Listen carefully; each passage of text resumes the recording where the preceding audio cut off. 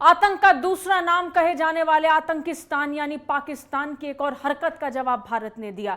और इस बीच ये देखा गया कि किस तरीके से आतंकी गतिविधियों का दूसरा नाम कहलाए जाने वाले पाकिस्तान ने फिर एक बार भारत की तरफ आंख उठाने की कोशिश की। हर बार वक्त वक्त पर भारत को नुकसान पहुंचाने की नापाक साजिश रचता रहता है, लेकिन हर बार उसकी नापाक साजिश नाकाम नजर आती है और ये नाकामयाबी लगातार भारत के हाथों पाकिस्तान खाता रहा है।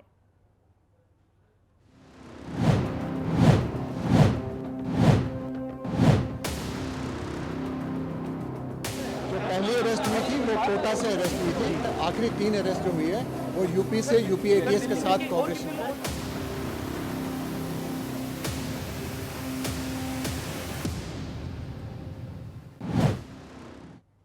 वंदे मातरम, आप देख रहे हैं नेटवर्क 10, आपके साथ मैं हूं सांची त्यागी। आतंकियों पर शिकंजा कसना अब एक बार फिर से भारत ने शुरू कर दिया है।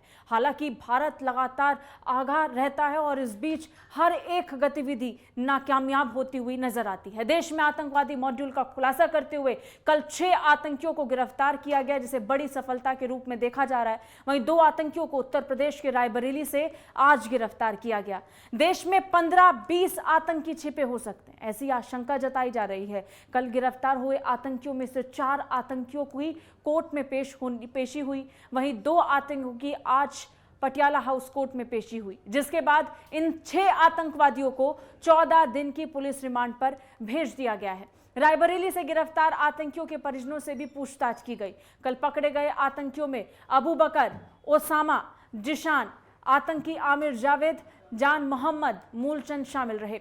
दिल्ली स्पेशल सेल और उत्तर प्रदेश एटीएस की छापेमारी अभी भी जारी है। आपको बता दें, गिरफ्तार आतंकी पूरे देश को दहलाने की साजिश रच रहे थे। इसका अंदाजा इस बात से लगाया जा सकता है कि आतंकियों के कब्जे से 2 किलो आरडीएक्स, 2 हथगोले, 2 इटालियन पिस्टल समेत भारी मात्रा में कारतूस बरामद किए गए। तबाही का यह सारा सामान प्रयागराज से बरामद किया गया। बड़ी मात्रा में विस्फोटक मिलने से सुरक्षा एजेंसियां भी सतर्क हो गई हैं, उनके भी कान खड़े हो गए हैं। दिल्ली पुलिस के स्पेशल सेल के एक वरिष्ठ अधिकारी ने यह दावा किया कि आरडीएक्स और हथगोले पाकिस्तान से भारत लाए गए। अभी तो विस्फोट और हथियार एकत्रित किए जा रहे थे और इस बीच पाकिस्तान से अभी और विस्फोट और हथियार आने थे। विस्फोटक और हथियारों को लाने ले जाने का जो सिलसिला था वो लंबे वक्त से चल रहा था। साथ में जिन जगहों पर बम धमाके करने थे उन जगहों की रेकी की जा रही थी। स्पेशल सेल के एक वरिष्ठ अधिकारी ने यह भी दावा किया कि यह आतंकियों का एक बड़ा मॉड्यूल था जिसका पर्दाफाश हुआ। शुरुआती जांच में यह बात सामने आ रही थी कि आतंकियों के कई मॉड्यूल अभी भी देश में हो सकते हैं, जिसको लेकर लगातार तलाशी अभियान चल रही हैं। लेकिन सबसे बड़ी बात यह कि ये जो 6 आतंकवादी गिरफ्तार किए गए, इनमें 2 आतंकवादी पाकिस्तान से ट्रेनिंग लेकर के आए हैं, इस बात का खुलासा हुआ। इससे भी बड़ा खुलासा यह हुआ कि इन दोनों आतंकियों ने ट्रेनिंग उसी कैंप से ली थी जिस कैंप में अजमल कसाब, जिसने 26/11 के आतंकी हमले को अंजाम दिया, उसी कैंप में इन दोनों की ट्रेनिंग भी हुई। ये भी चीजें निकलकर सामने आई कि इनको पाकिस्तान के ही एक कैंप में लगातार ट्रेन किया गया। वहीं से इनको ये बताया गया कि किस तरीके से विभिन्न इलाकों की रेकी करनी है, कैसे जरूरी सामानों के इस्तेमाल से घर के और घरेलू सामानों से ही विस्फोट बनाए जा सकते हैं। इस बात की ट्रेनिंग भी इन आतंकियों को दी गई। साथ ही साथ AK-47 को चलाने की ट्रेनिंग भी इन आतंकियों को दी। यानी अपने आप में समझा जा सकता है कि कितना बड़ा प्लान पाकिस्तान और डी कंपनी का था, जिसे आज भारत ने नाकाम किया। इस बीच हमारे साथ हमारे सहयोगी और हमारे खास मेहमान जुड़ चुके हैं, उनका रुख करेंगे। हमारे साथ हमारे संवाददाता प्रदीप आनंद श्रीवास्तव उत्तर प्रदेश से जुड़े हैं। साथ ही साथ हमारे सहयोगी दिल्ली से गुलशन जुड़े हैं। साथ ही साथ पूर्व डीजीपी हमारे साथ उत्तर प्रदेश के ओपी सिंह जुड़े हैं। बहुत बहुत शुक्रिया आप सभी का हमारे साथ जुड़ने के लिए। बहुत बहुत शुक्रिया ओपी सिंह जी, आपने समय निकाला, वक्त दिया। सबसे पहले रिएक्शन आपसे लूंगी ओपी सिंह जी। जब हम इस पूरे घटनाक्रम को देखते हैं, एक चीज साफ हो गई, एक बहुत बड़ी मंशा पाकिस्तान और डी कंपनी की थी जिसे आज नाकामयाब किया गया। कैसे देख रहे हैं इसे? बिल्कुल सही कहा आपने। और ये एक टेरर एक्सपोर्ट जो हो रहा है पाकिस्तान से, वो इसको इस्टेब्लिश करता है। और एक बहुत ही इंटेलिजेंस बेस्ड ऑपरेशन हुआ है जो मल्टी स्टेट ऑपरेशंस है, जहां उत्तर प्रदेश की पुलिस, दिल्ली की पुलिस और कई अन्य राज्यों की पुलिस ने इस प्रकार का सफलता हासिल की है। सबसे बड़ी चीज़ जो इसमें आई है कि एक पाकिस्तान के हाथ को उजागर किया गया है, और उससे भी बड़ी चीज़ है कि अभी भी आतंकवादियों की ट्रेनिंग पाकिस्तान द्वारा दी जा रही है, और न केवल ट्रेनिंग दी जा रही है बल्कि ट्रेनिंग के साथ साथ ट्रेनिंग भी किस बात की दी जा रही है, आर्म्स ट्रेनिंग दी जा रही है, एक्सप्लोसिव्स की ट्रेनिंग दी जा रही है, और छोटी छोटी चीज़ों से, जैसे हम घर के घरेलू सामानों से किस प्रकार हम बम बना सकते हैं और किस प्रकार उसका उपयोग टेरर के लिए कर सकते हैं, इस बात का उजागर हुआ है। और उससे भी बड़ी चीज़ ये है कि ट्रेनिंग के साथ साथ इस प्रकार के जो आतंकवादी हैं यहाँ भेजे जा रहे हैं, और उनसे पैन इंडियन एक पूरे संपूर्ण भारत में किस प्रकार हम टेरर को फैला सकें, किस प्रकार आतंक को हम किस प्रकार बढ़ा सकें, इस प्रकार की ट्रेनिंग और उस प्रकार का ऑपरेशंस किया जा रहा है। तो मैं समझता हूं कि इंटेलिजेंस सिक्योरिटी एंड इंटेलिजेंस एजेंसियों की ये सबसे बड़ी सफलता है, और इसे अगर हम 26/11 के परिप्रेक्ष्य में देखें तो ये कहना अतिशयोक्ति नहीं होगा कि संभवतः ISI और डी कंपनी के प्लान्स जो हैं वो एक प्रकार से पूरे भारतवर्ष को तबाह करने की स्थिति में लाने का प्लान था। मैं बधाई देता हूं उत्तर प्रदेश पुलिस को, मैं बधाई देता हूं दिल्ली पुलिस को। अच्छा, जिस तरीके से ये पूरा प्लान रचा गया, ये पूरी प्लानिंग हुई, एक चीज़ जो अब देखने को मिली है ओपी जी इस दौरान कि ये पूरा जो नेटवर्क बनाया गया है भारत के अंदर, इस बार पाकिस्तान है, ISI है, उन्होंने ये कोशिश की कि ऐसा आतंकवादी हमला हो जिसमें जो आतंकी होंगे वो भारत के ही होंगे, यहीं के लोगों का इस्तेमाल कर कर यहाँ पर इतनी बड़ी साजिश को अंजाम देने की फिराक में थे, इस बात का भी खुलासा हुआ। बिल्कुल सही कहा आपने जी। अभी तक हम लोगों ने पाक ट्रेंड टेररिस्ट को देखा था, जिसमें अजमल कसाब जहां उसकी ट्रेनिंग हुई थी, और सबसे बड़ी ताजुब की बात है जो आपकी रिपोर्ट बता रहा है कि ये ट्रेनिंग कैंप पाकिस्तान के एक पर्टिकुलर जगह पे ट्रेनिंग कैंप स्थापित किया गया है, और वहीं से कसाब को भी ट्रेनिंग दी गई, और वहीं से इन लोगों ने भी ट्रेनिंग हासिल किया है। और सबसे बड़ी चीज़ है जो हम लोग पिछले 1 महीने से, जब से अफगानिस्तान में इस प्रकार की घटना हुई है, तब से हम लोगों को और भारत के विदेश मंत्रालय ने और भारत के गृह मंत्रालय ने इस बात की आशंका जाहिर की है कि हमें टेररिज्म के प्रति सजग रहने की और सतर्क रहने की आवश्यकता है। मैं समझता हूं कि यहाँ की सिक्योरिटी एजेंसीज, इंडियन पुलिस जो है वो काफ़ी सतर्क है, और उसी सतर्कता का नतीजा है कि हम लोगों ने एक बहुत ही बड़े टेरर मॉड्यूल को, जिसको स्लीपिंग सेल भी कह सकते हैं, एक्टिव सेल भी कह सकते हैं, एक्टिव मॉड्यूल भी कह सकते हैं, और हमें अभी सतर्क रहने की आवश्यकता है। मैं समझता हूं कि उत्तर प्रदेश एक विशाल राज्य है, 23 करोड़ की आबादी है, वहाँ पे कई ऐसे स्लीपिंग मॉड्यूल्स अभी भी एक्टिव किए जा सकते हैं और होंगे वैसे। तो हम समझते हैं कि एक इंटर कोऑर्डिनेशन, एक inter state coordination, multi state operations और भी उस पर सतर्क रहने की आवश्यकता है। और जिस प्रकार का आतंकवादी गतिविधियां होती रही हैं, और ख़ासकर अब जबकि अफ़गानिस्तान में इस प्रकार का डेवलपमेंट्स हुआ है, मैं समझता हूं कि आने वाले समय में इस प्रकार की घटनाओं को और भी अंजाम दिए जाने की संभावनाओं से इनकार नहीं किया जा सकता है। सर, मैं वापस आपके पास लौटूंगी, इस बीच अपडेट्स भी अपने दर्शकों तक पहुंचानी है। हमारे साथ हमारे सहयोगी जुड़े हुए हैं, प्रदीप आनंद श्रीवास्तव और गुलशन। प्रदीप, सबसे पहले आपके पास आएंगे। उत्तर प्रदेश से एक आतंकवादी को गिरफ्तार किया गया, उसके पूरे परिवार को पहले बुलाया गया पुलिस ने, और उसके बाद उनसे पूछताछ हुई। पूछताछ के बाद मुख्य आरोपी तक, आतंकी तक पहुंचने की जो कोशिश थी वो कामयाब रही, और उसके बाद हमने ये भी देखा कि किस तरीके से प्रयागराज से ही इतनी भारी मात्रा में विस्फोटक और RDX बरामद हुआ। प्रदीप, जानकारियां क्या हासिल हो रही हैं और क्या कुछ बरामद हुआ है?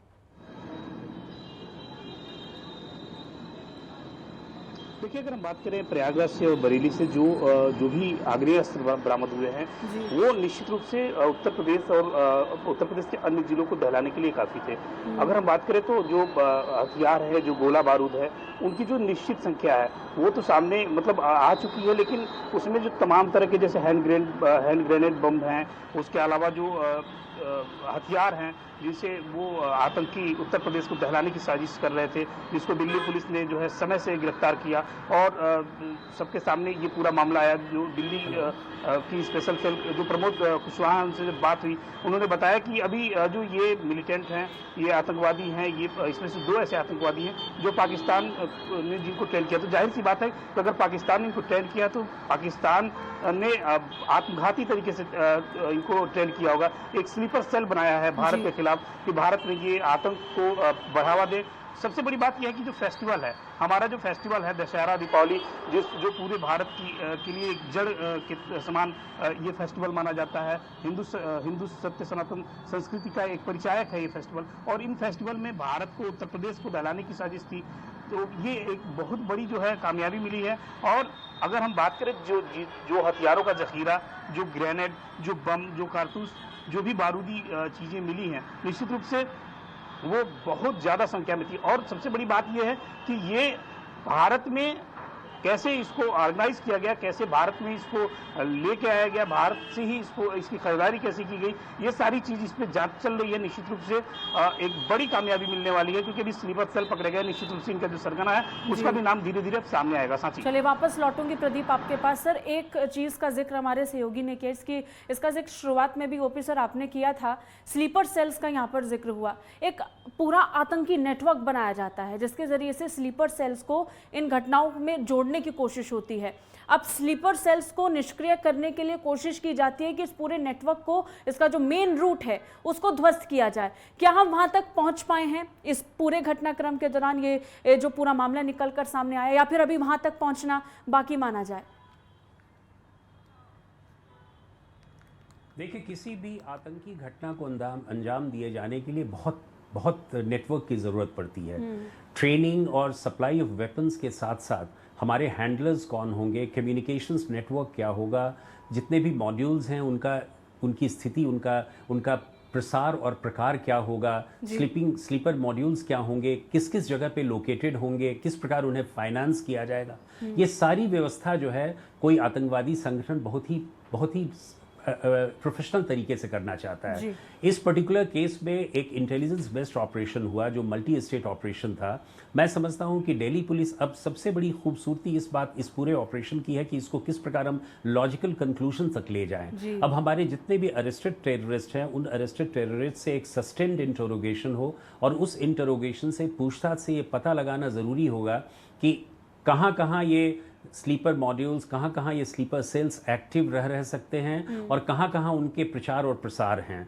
मैं समझता हूं कि उनके हैंडलर्स पाकिस्तान में हैं, कि उनके हैंडलर्स के कुछ कमांडर्स इंडिया में हैं, इंडिया के किस कोने में हैं, उनको फाइनेंस कौन कर रहा है, वेपन्स जिस प्रकार का पकड़ा गया है, जिस प्रकार के वेपन्स की बरामदगी हुई, उसमें लाइव आईईडी और हैंड ग्रेनेड्स वगैरह मिले हैं, उन सबों को कैसे लाया गया है। केवल ट्रेनिंग दे देना ही काफ़ी नहीं है। उस ट्रेनिंग टारगेट ग्रुप में, जैसे टारगेटेड किलिंग की बात हो रही है, टारगेटेड किलिंग्स जो है वो बहुत इंपॉर्टेंट चीज़ है। और जैसा कि आपके पत्रकार ने और आपके संवाददाता ने बताया कि आने वाला समय फेस्टिवल्स का समय है, जहाँ पे ह्यूमन कंग्रीगेशंस बहुत ज़्यादा होता है। दशहरा, दिवाली, इस प्रकार के मौके पर बहुत सारी जनसंख्या जो है उमड़ कर सामने आती है, और इस प्रकार का अगर कोई ब्लास्ट होता है या इस प्रकार की कोई टारगेटेड किलिंग होती है तो ये पूरे दहशत का माहौल फैलाने के लिए बहुत कारगर साबित होता है। तो मैं समझता हूँ कि एक सस्टेन्ड वे में इंटरोगेशन किया जाना बहुत ज़रूरी है, और मैं समझता हूँ कि उत्तर प्रदेश की ATS और दिल्ली पुलिस की स्पेशल सेल जरूर ये सब कर रही होगी, और साथ ही साथ उनका कोलैबोरेशंस और उनका कोऑर्डिनेशन अन्य पुलिस से भी होगा। हमारे इंटेलिजेंस एजेंसीज जितनी भी हैं वो सभी एक्टिव होंगी, और उन सबों से जो निचोड़ निकलेगा, उस निचोड़ के आधार पे हो सकता है कि अभी और भी कई अरेस्ट किए जा सकें, उनके मॉड्यूल्स का पता लगाया जा सके, उनके हैंडलर्स के बारे में पता लगाया जा सके। और जहां तक मैं समझता हूँ जी, इस पोजीशन तक हम पहुंचे कि इतनी बड़ी कामयाबी हमें मिली है। गुलशन, अगर हम दिल्ली का जिक्र करें तो दिल्ली से भी 2 आतंकवादियों को पकड़ा गया था, और सबसे बड़ी बात ये कि इनके पास से बहुत महत्वपूर्ण जानकारी मिली। इनमें से एक आतंकी तो पाकिस्तान से ट्रेनिंग लेकर के आया था। गुलशन जी बिल्कुल, ये संयुक्त ऑपरेशन था जिसमें यूपी की ATS और दिल्ली के स्पेशल स्टाफ ने मिलकर कार्रवाई की, और निश्चित रूप से 6 लोगों का पकड़े जाना अपने आप में एक बड़ी कार्रवाई है। इससे इनकार नहीं किया जा सकता कि अगर समय रहते इसका भांडाफोड़ नहीं किया जाता, इस आतंकी मॉड्यूल को, जो टेरर का मॉड्यूल है, इसको नहीं पकड़ा जाता, तो निश्चित रूप से ये कोई भारी तबाही मचा सकते थे, जिसमें भारी जान माल की तबाही हो सकती थी। दिल्ली से भी 2 लोगों की गिरफ्तारी हुई है। इसमें कुल 2 लोग हैं जो मस्कट गए थे, और मस्कट से जो 22 सिपाही पाकिस्तान गए और वहाँ आतंकी कैंपों में इन्होंने ट्रेनिंग ली।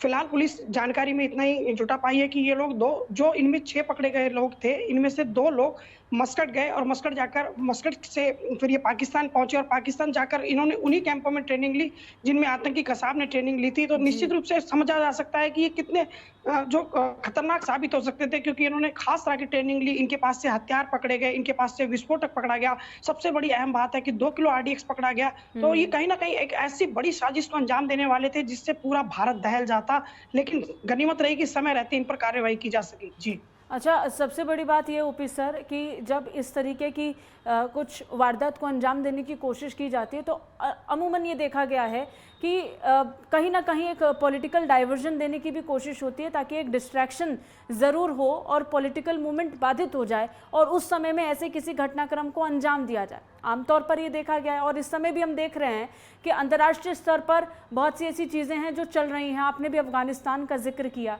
तो क्या आने वाले दिनों में ऐसे और घटनाक्रम हो सकते थे कि भारत का ध्यान किसी और जगह पर लगे और ऐसे समय में ये इस तरीके की आतंकी घटना को अंजाम दे सके? यानी समय से पहले इसको अपने आप में बहुत बड़ी उपलब्धि माना जाना चाहिए था, क्योंकि आगे क्या होता इसकी कल्पना भी नहीं की जा सकती है। देखिए, सही कहा आपने, ये हमारी सफलता है और हम सफलता को सेलिब्रेट कर सकते हैं, लेकिन हमें वहीं तक चुप नहीं रहना होगा, हमें आगे बढ़ना होगा। और जैसा मैंने पहले जिक्र किया कि अफगानिस्तान की घटना से पूरे रीजनल कॉन्टेक्स्ट में एक स्ट्रेटेजिक एनवायरनमेंट बना है और उस स्ट्रेटेजिक एनवायरनमेंट में हमें इस प्रकार के टेरर का एक्सपोर्ट और इंपोर्ट होना बहुत लाजमी लगता है। मैं समझता हूं कि पाकिस्तान के हैंड्स का एक पता चला है कि पाकिस्तान इसमें इन्वॉल्व है और आने वाले समय में पाकिस्तान, तालिबान, जितने भी active players, non state players हैं, वो सब मिलजुल कर इस प्रकार की कार्रवाई करने में पीछे नहीं हटेंगे। सो हमें और भी सतर्क रहने की ज़रूरत है और हम खासकर बॉर्डर मैनेजमेंट हमारा बहुत अच्छा होना चाहिए। पूरी पिक्चर में डी कंपनी की भूमिका भी आई है सर। डी कंपनी की भूमिका को कैसे देख रहे हैं? हमने देखा कि किस तरीके से वो लगातार फिर एक बार एक्टिव हो गए हैं, हवाला के ज़रिए से फंडिंग हुई है, ये कहा जा रहा है। पाकिस्तान लगातार आतंक का गढ़ बना है, इसमें कोई दो राय नहीं है, समय समय पर साबित होता रहा है। लेकिन ये दाऊद इब्राहिम की भूमिका, उनके भाई की भूमिका जिस तरीके से बढ़ रही है, इसको लेकर सचेत रहने के साथ साथ अब वक्त आ गया कि एक्शन लिया जाए।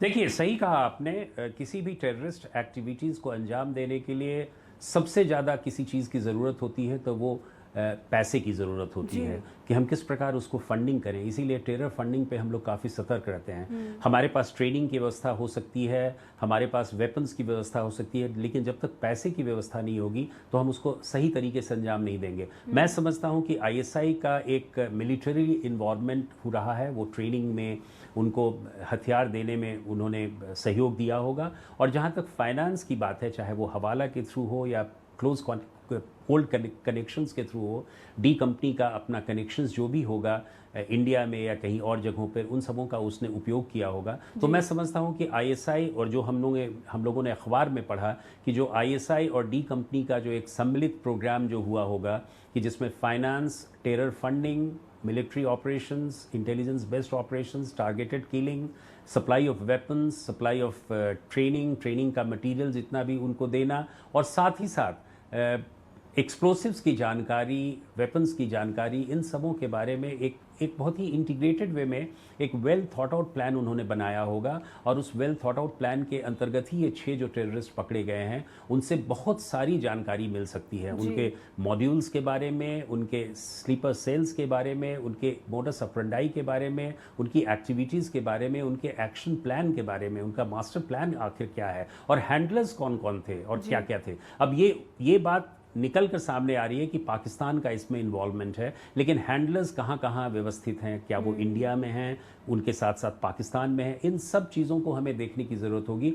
और ATS और स्पेशल सेल जो है वो जरूर इस पर कार्य कर रही होगी और उनका कोऑर्डिनेशन इंडिया के सभी स्टेट्स की पुलिस के साथ हो रहा होगा, इंटेलिजेंस एजेंसीज के साथ होगा। तो मैं समझता हूं कि इस पर कुछ न कुछ हमें नतीजा मिलेगा और हमें सतर्क रहने के लिए अभी और भी बाध्य होना यानी पड़ेगा। सर, अभी जो कुछ हुआ है उससे हम इसको सेलिब्रेट ज़रूर कर सकते हैं कि एक बड़ी जीत हमें मिल गई है, लेकिन ये भी समझना ज़रूरी है कि ये छोटी मछलियां हैं, अभी ऐसी बहुत सी बड़ी मछली हैं जिन तक हाथ पहुंचना बाकी है, जिन तक पुलिस का शिकंजा कसना भी बाकी है। क्योंकि आपने भी इस बात का जिक्र किया कि हैंडलर्स कौन हैं, कहाँ से ये पूरा ऑपरेशन हैंडल हो रहा था, ये तो हाथ सामने आ गया, लेकिन इनकी मेजर कनेक्टिविटी कहाँ है, ये भी समझने की ज़रूरत है।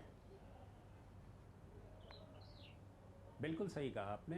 और साथ ही साथ एक चीज़ मैं बता दूं कि टेरर एक्टिविटीज़ में एक जो सबसे बड़ी चीज़ होती है कि पुलिस को, सिक्योरिटी और इंटेलिजेंस एजेंसीज को बार बार सावधान रहना पड़ता है और उन्हें हमेशा सावधान रहकर कोई गलती नहीं करनी रहती है। लेकिन टेररिस्ट जो है वो एक बार ही उसे सफल होना पड़ता है, उसे एक बार सफलता मिलती है और सारा अंजाम होता है। तो हमें तो हमेशा कॉन्स्टेंटली अपने ऑब्जर्वेशंस को स्ट्रांग रखना है, हमारे ऑपरेशंस को, इंटेलिजेंस को, बॉर्डर मैनेजमेंट को, अपने एक्टिविटीज़ को, सबको एक साथ लेकर इंटीग्रेटेड वे में चलना है और एक बहुत ही close cooperation and collaborations and coordinations के साथ इंडियन फोर्सेस को आगे बढ़ना है। तभी हम सफलता और भी हासिल कर सकते हैं और इस पूरे प्रकरण को हम एक लॉजिकल कंक्लूजन की तरफ ले जा सकते हैं। और अभी वहां तक पहुंचने की बहुत ज़्यादा ज़रूरत महसूस भी हो रही है। गुलशन, आपके पास आएंगे।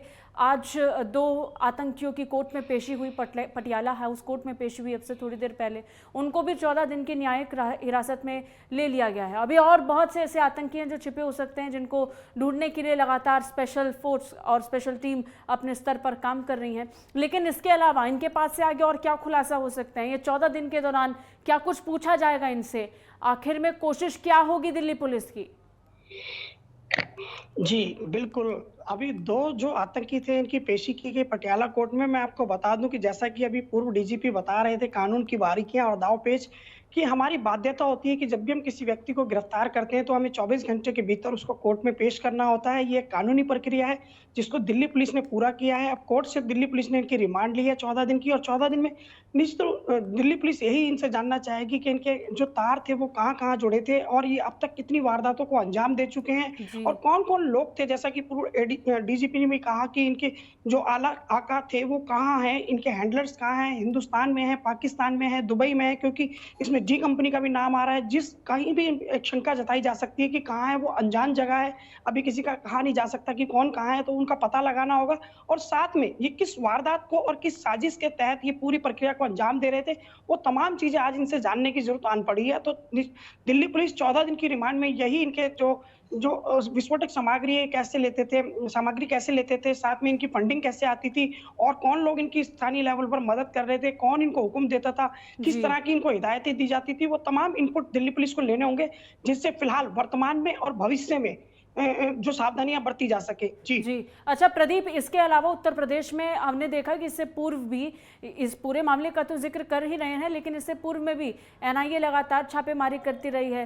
कई जगहों से आईएसआई के मॉड्यूल बरामद हुए और अब भी इसी तरीके से एक मॉड्यूल बरामद हुआ है जो साफ जाहिर कर रहा है कि किस तरीके से आतंकवादी गतिविधियां उत्तर प्रदेश में भी बढ़ी हैं और उसको लेकर सतर्क रहने की अब ज़रूरत है और सतर्कता से ज़्यादा ज़रूरी है एक्शन लेने की। उसकी शुरुआत इसके ज़रिए से हो चुकी है, ये मान लिया जाए। प्रदीप,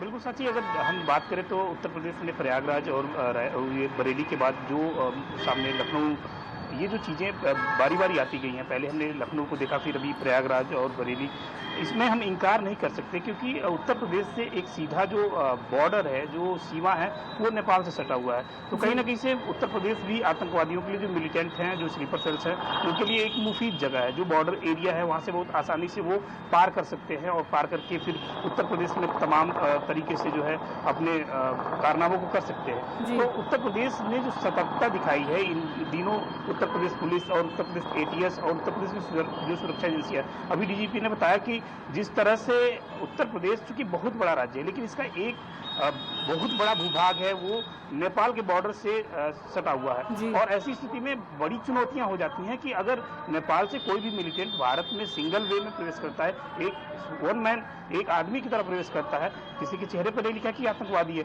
वो अगर प्रवेश करता है और वो भारत में भारत विरोधी गतिविधियों को अंजाम पहुंचाता है, तो ये जो एजेंसियां हैं इनकी सतर्कता का ही परिणाम है कि आज हमारे सामने ये जो आतंकी हैं इनके चेहरे दिखाई दिए। और समय रहते हमारा जो फेस्टिवल है दीपावली, दशहरा, और सबसे बड़ा है नॉर्थ यूपी और अब तो कह लीजिए पूरे भारत का एक जो बहुत बड़ा पर्व आता है वो छठ आता है, जिसमें गैदरिंग बहुत ज्यादा होती है। और ऐसी स्थिति में अंदाजा और इसलिए कहा जा रहा है कि त्योहारी सीजन में ये भीड़ को टारगेट करने की कोशिश थी। बहुत शुक्रिया आप दोनों का, प्रदीप और गुलशन, हमारे साथ जुड़ने के लिए बहुत बहुत शुक्रिया सर।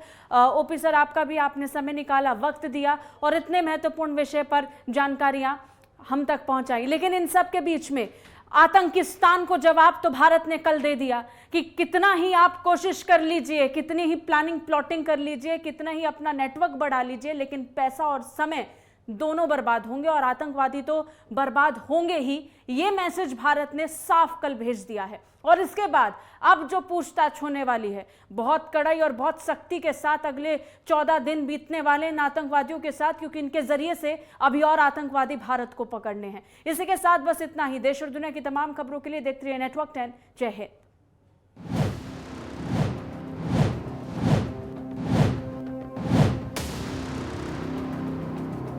जो पहली अरेस्ट हुई थी वो कोटा से अरेस्ट हुई थी, आखिरी 3 अरेस्ट जो हुई है वो यूपी से यूपी एटीएस के साथ कोऑपरेशन